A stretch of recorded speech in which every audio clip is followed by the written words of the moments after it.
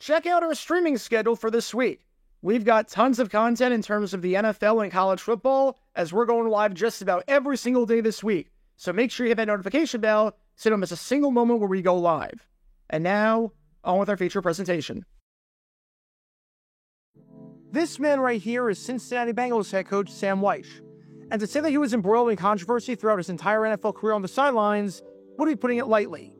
It was tough to go a week without seeing Sam Wyche's name in the news for something that he did, whether it was an in-game management decision or something he said. You have the fact that he was more than willing to run his mouth and say whatever came to his mind, lashing out at just about anyone and everyone along the way.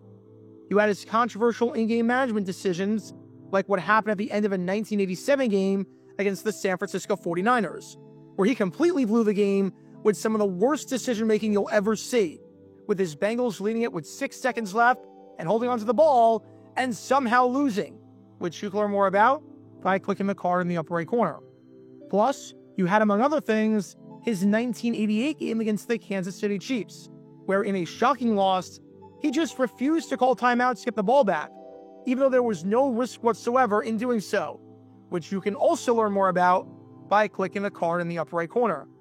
And of course, you have the now legendary moment that was almost exactly 35 years ago to the day if you're watching as of this video getting released, where he criticized fans for throwing stuff on the field and delivered this iconic moment that still lives on in NFL history. Point him out. We get him out of here. You don't live in Cleveland. You live in Cincinnati. Safe to say, Sam Wyche has been involved in a lot of crazy things throughout the history of the NFL. If you want to learn more about some other crazy things that have happened throughout NFL history that you might not know about, like the story in today's video, then this is the place for you, because we talk about all things NFL history all the time with a new video and a new live stream every single day. So if you like that sort of stuff, then be sure to hit that like button down below, subscribe, and turn on the notification bell so you don't miss a single video that we post on the channel. Thanks in advance for your support as we try and hit 70,000 subscribers. Well, we've got another Sam Wyche story here for you today that you might not know about, but seems fitting in honor of the Cincinnati Bengals playing the Dallas Cowboys this Monday night if you're watching as of this video getting released.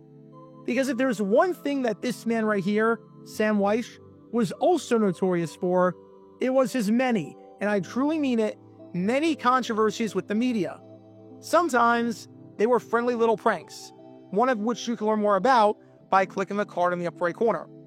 Other times, the relationship was extremely contentious and led to even more media attention than would have been received otherwise.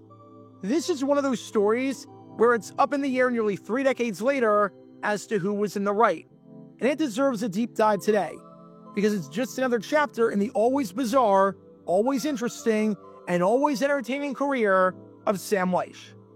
Because this is the story behind the forgotten media feud between Wyche and the Cincinnati reporters. Before I talk about the actual incident in question and what exactly went down, we need some context to understand what exactly transpired in the game that led to some bizarre behavior on the part of Wyche and the Bengals organization. It's October 13th, 1991. It's week 7 of the NFL season, and we find ourselves down in Texas for this interconference battle between the Dallas Cowboys and the Cincinnati Bengals. Whereas the Cowboys look like a really good team on paper this year in what is year 3 of the Jimmy Johnson experiment, sitting at 4-2 and boasting the 4th best offense in the conference, currently holding on to one of the wildcard spots in the NFC, the Cincinnati Bengals look like the exact opposite. In fact, the Bengals look like they might be the worst team in football, as 1 year after making the playoffs, it seemed as though the core that got them there throughout the late 80s and got them to a Super Bowl was falling apart, with the team sitting at 0-5, being one of 2 teams, alongside the Indianapolis Colts, to not have a win 6 weeks into the season. Despite playing one less game than a fair amount of teams, having already taken their bye, the Bengals had allowed 136 points, or 27.2 points per game. From a total points standpoint, with one less game, mind you, this was the second worst total in football. And from a points per game standpoint, this was, and quite easily I might add, the worst average in the NFL by a lot. The Bengals defense may have well been Swiss cheese, and it's not like the offense, averaging under 14 points per game, was any better, because as it turns out, getting outscored 75-21 over your first 2 games is usually a pretty bad omen for how the rest of the season is going to go. To the shock of no one, no team that ever started 0-5 or worse in NFL history, both as of this video and back then, had ever made the playoffs. So Cincy's season was dead in the water, barring a miracle. But they at least wanted to get something under their belt and get in the win column in this game right here to salvage what was left of what was looking like an incredibly long season. And as you can probably guess based on the highlights, or should I say, the lowlights if you're a Bengals fan, it did not happen on this day. There would be a day where the Bengals would win, as they would not finish the season winless. Today was not that day. Far from it, in fact. Because when the final whistle sounded, the Cowboys emerged victorious, winning it by a final score of 35-23. It wasn't the easiest win in the world for the Cowboys. The Bengals actually led it 10-0 at the end of the first quarter and had a 2-point lead going into the fourth. But at the end of the day, the Cowboys were the better side and were just too much for the Bengals to handle. When you turn the ball over 3 times, including a pick 6, it's going to be tough to win games. When your starting quarterback in Boomer Esiason throws no touchdowns and 2 interceptions and posts a passer rating of 46.6, it's going to be tough to win games.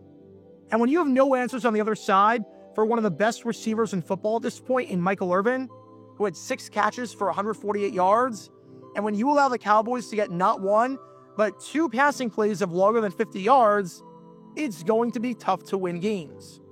For Cincinnati, the quest to get their first win of the season would have to wait another week, and they'd have to try again next week on Monday Night Football in front of a national television audience in a rematch of the 1988 AFC Championship against the Buffalo Bills.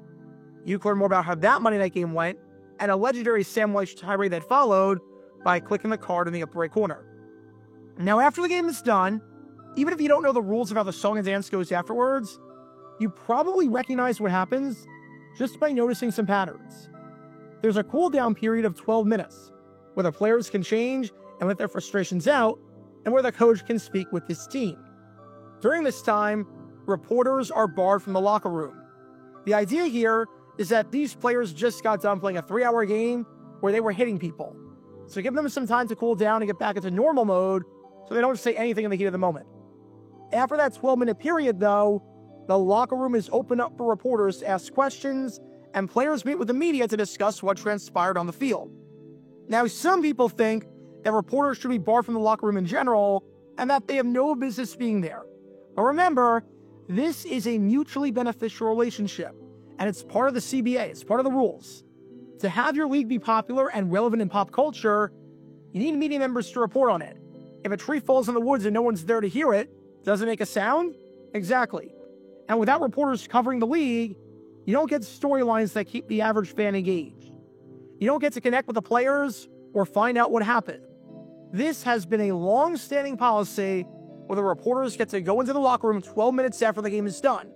Because remember that reporters, especially back in 1991, when everything was largely print, are on tight deadlines. They need to write their stories, get their quotes, and send them back to the editor, especially if it was a later game, because it had to be ready for print in time for Monday's paper.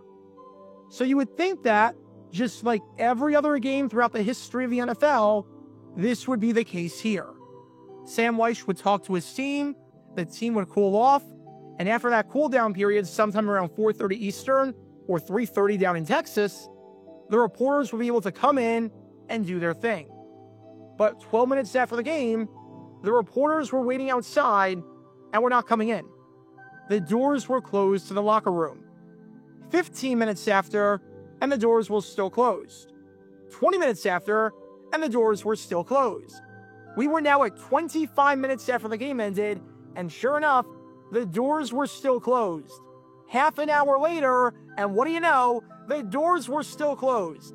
Heck, 35 minutes later, the doors were still closed. It was only 37 minutes after the game, or 25 minutes after league mandates if the locker room doors open up, that the media was allowed in.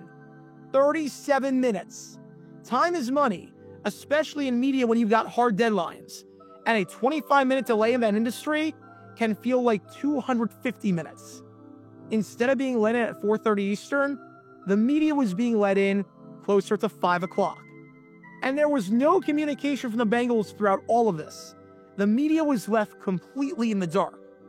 Imagine if you were going on a date with someone, you got to the place, and it was 25 minutes past when you were scheduled to meet up, and your date was still not here and had no contact with you. You would think that something happened, or you got stood up, or you got ghosted.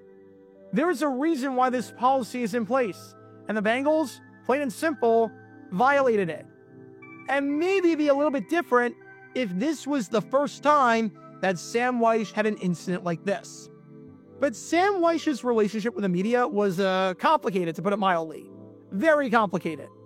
It seemed as though once a year, he was having an issue that required league discipline. In 1989, following a tough loss to the Seattle Seahawks, featuring an atrocious blown call that may have cost not just the Bengals the game, but their entire season, he refused to let the media enter the locker room, getting fined $3,000 as a result. You can learn more about that game by clicking the card in the upper right corner.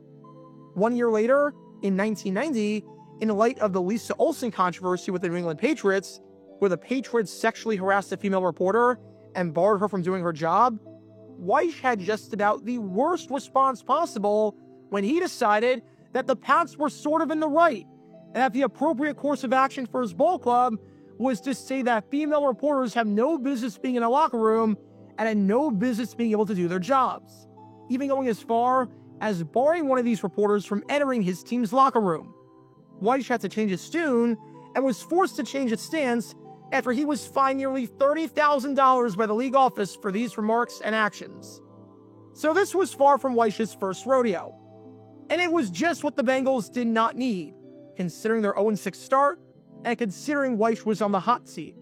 Another controversy with the media, which had all but turned on Wyche by this point, because you can only get away with so much when you're losing ball games. So that raises the question, why did Wyche bar the reporters from entering for 37 minutes after this game, or 25 minutes past the league mandate? Well, he had an interesting excuse this time. Dehydration. Yeah, dehydration. The Bengals locker room was an absolute mess. The Texas Stadium locker room was pretty small, and the last thing he wanted with guys dehydrated on a hot day at Texas Stadium was to have more reporters in there, increasing the temperature and making people more susceptible to passing out, especially while guys were getting treatment. It was 74 degrees with 48% humidity at kickoff, but it got up to 90 degrees at one point, which, when combined with the humidity, gives a real feel of 96 degrees. Playing in that weather is no joke, and it's made even worse by the fact that the visitor's sideline was in direct sunlight, meaning that the Bengals were exposed to the sun for all 3 hours. This would be the last time in NFL history that the sun at a Cowboys home game would cause a controversy. Although at least this time, the Cowboys actually got the advantage as a result. Many Bengals were feeling the effects of the heat, with multiple players, including David Fulcher, Barney Bussey, and future Hall of Fame tackle Anthony Munoz, needing IV fluids. As Fulcher said after the locker room opened and he got his treatment, "When I got inside the locker room, I felt like I couldn't breathe." What was bizarre about this was that this only impacted the Bengals, and you didn't see other opponents having similar issues. But there was a reason for that, according to Wyche, because as he said, "We didn't figure out until late in the game that we should all just move into the small shaded area." I guess the teams in Dallas's division have already figured that out. Absolutely bizarre that Sam Wyche was an AFC champion coach, supposedly one of the brightest minds in football, and was minutes away from winning a Super Bowl at one point, and just discovered this novel concept and this new invention called, oh yeah, the freaking shade. He didn't realize that his players would be cooler and feel better if they weren't under direct sunlight and went into the shade. It took him 3 hours for him to come to that realization. I'm sorry, what? I'm just genuinely baffled by this. In other news, if you have a cut and the blood is spreading across your body, you can always stop the pain and stop the blood spreading by using this thing called a Band-Aid. If it's raining outside and you don't want to get wet, you can use this nifty contraption called an umbrella. Ella, A. If the sun is in your eyes, there are these things called sunglasses. You should try them out. Remember that when coaches were telling players to suck it up and get back in there with a concussion. Here was a guy who didn't realize that shade existed and the health benefits that shade gives you from cooling your body down. But when speaking on the decision to bar reporters from the locker room for 37 minutes, Weiss said that the scene in the locker room after the game due to dehydration was akin to a MASH unit, with people having to step over each other. And the last thing he wanted was to have microphones in the players' faces, especially seeing as he thought that David Fulcher was having a heart attack. And General Manager Mike Brown backed up his coach, partly because you're not throwing your coach under the bus, and partly because knowing how cheap he was, the last thing he wanted to do was have his team pay a fine for this. But, as Brown said, I agree with him on this one. You had to step over bodies to get to the training room. That's about as hot as we've ever played in, and we've been practicing in cool weather. What was happening was scary. This wasn't because of a bad loss. This was legitimate. There were bodies everywhere. In other words, Mike Brown was saying, the other times might not have been legit, but I promise you, this one is. And this is one of those situations where it can go one of two ways, and still generates controversy more than 30 years later. On one hand, there are obviously extenuating circumstances where you do not have to open up the locker room right away, and the NFL recognizes that.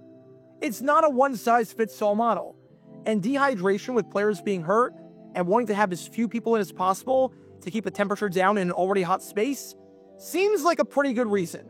The health of the players comes first. On the other hand, this wasn't Sam Weiss's first rodeo. This was now the third controversy in the last 3 years involving the Bengals and not letting reporters do their job properly. It's sort of a boy cried wolf situation, where even if this might be legitimate, does anyone believe him or the team? Plus, there was no communication throughout all of this. No PR guy or assistant coach could stand outside the doors and let the reporters know what was going on.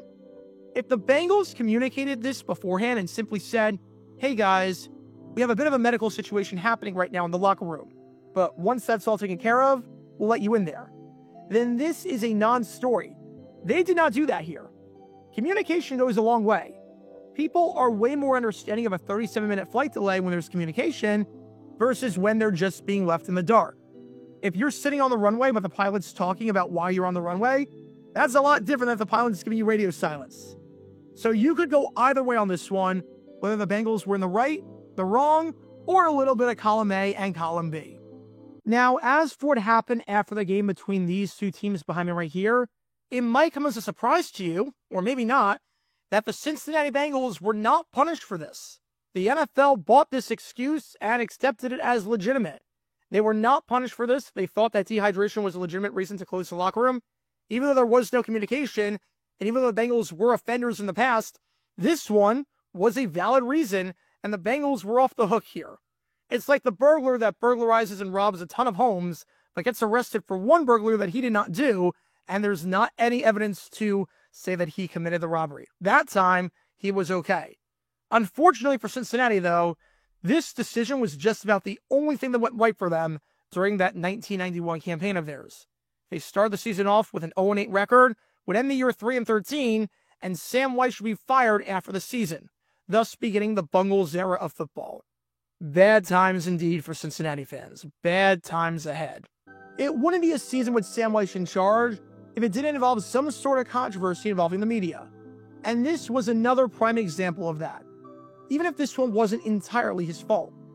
I get the logic by Weiss, obviously, but I also get the other side considering the prior history and considering the lack of communication during all of this. So if you have any thoughts about this, let me know in the comments down below. But this incident from that Cowboys game in 1991 truly summed up just how bad the season was for Cincinnati, both on and off the field. Because just like the media's entry into the locker room, on this hot October day, Cincinnati's quest for a win would also be delayed significantly. Be sure to like and subscribe if you have not done so already, as it helps the channel out a lot, and check out my other channels, JG8 for the history of college football, JG7 for the history of baseball, and JG9 News, where we talk about all things happening in the NFL. Join me every Wednesday night at 8 p.m. Eastern, where we'll play live NFL trivia for cash prizes. And make sure to join me live, as we're on stream just about every single day. And thanks to all our Patreon members and our YouTube members for for helping out the channel. See how you become a member and show your support financially in the description down below.